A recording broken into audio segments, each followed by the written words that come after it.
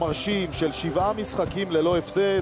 מכבי חיפה תעמוד הערב לעוד מבחן מול קבוצה שתנסה בעיקר להפריע לה לשחק כדורגל. רנה מולנשטיין, שזכה לתשבחות בשבועות האחרונים, יצטרך להוכיח שגם מול קבוצה קטנה יש לו פתרונות טובים בדרך לניצחון ו3 נקודות. היריבה מכפר סבא מתהדרת בנתון אדיר. נציגת השרון עדיין לא נוצחה באצטדיון סמי עופר. שרון מימר יודע שהמשימה הערב תהיה קשה במיוחד לנוכח ההתלהבות הרבה של המארחת והרצון שלה להידבק למובילות. נטע לביא, אתה יודע, מצד אחד אנחנו אומרים סבלנות, מצד שני הסבלנות הזו היא גם מאוד מאוד איטית, ובואו נראה עכשיו את האתר פנוי לגמרי, יכול למסור, והנה השער, לא! בעיטה נהדרת, אבל הולכת אל העמוד. גילי ורמוט לא מצליח לכבוש מעמדה שהוא חייב לכבוש. אין שום תירוצים. אין שום תירוצים בעמדה כזאת, 5 מטר מהשער. כדור מוקפץ, אתה לבד, אף אחד לא מפעיל עליך לחץ. וליאנטה, עטר אוהב את התנועה הזו והבעיטה בימין, אבל מקבל טיפול מקצ'ובה, ועכשיו ורמוט, עוד אחד לעמוד. מישהו מזכיר כאן את הקרמה של קדוש?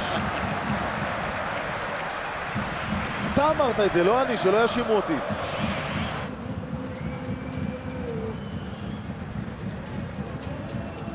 גם אתה, שים את הדברים על הדפים, כי גם אצלנו פה הכל אף.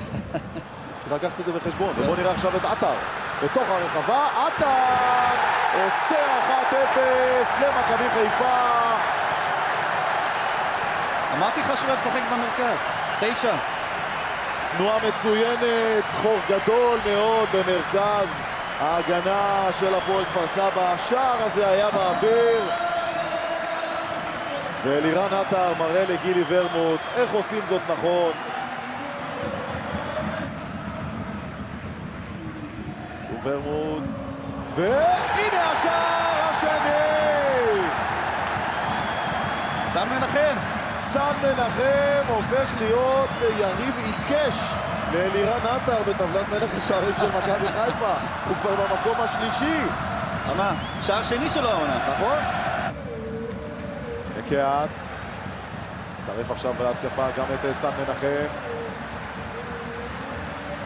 ורמוט, רגל ימין עם ההקפצה, ועטר, אם הוא היה רואה כמה הוא לבד, הוא יכל לעצור על החזה, לשאול את רן קדוש, ספר לי בכמה קבוצות היית בקריירה, ובינתיים לגלגל לרשת. ורמוט עם כדור קרן, כדורים מאוד מסוכנים, הכדורי הקרן הלא של גילי ורמוט. תראה את הבעיטה הזו, כמה אוהב את התנועה הזו. עכשיו מוסה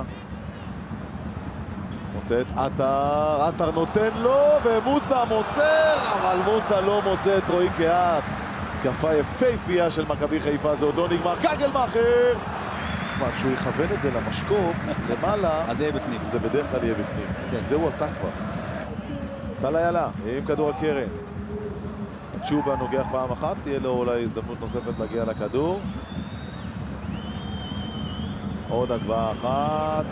הנגיחה הזו הרבה יותר מסוכנת, נגיחה של איציק כהן. מולנשטיין אמר, 2-0 זו תוצאה באמת משקרת, כי ברגע שיש 2-1, המשחק הזה אחר לגמרי. הנה ליאור לוי, רץ קדימה, סימוביץ' לידו, סטויאנוביץ' ירים את הראש, ניישר למרכז, הנה ההזדמנות, אבל במקום לנסות ולעצור את הכדור, היה צריך רז כהן לבעוט בנגיעה.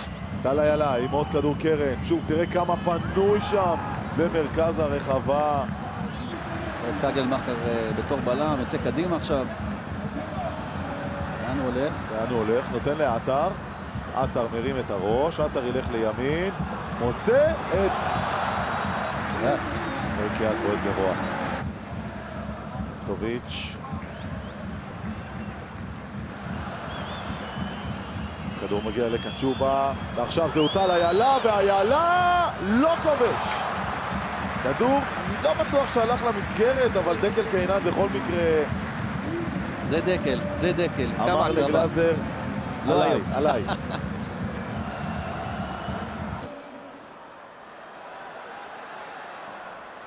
בוא נראה עכשיו את גוסדן עם המסירה למוגרבי, ומוגרבי נותן לקהת, וקהת לא כובש.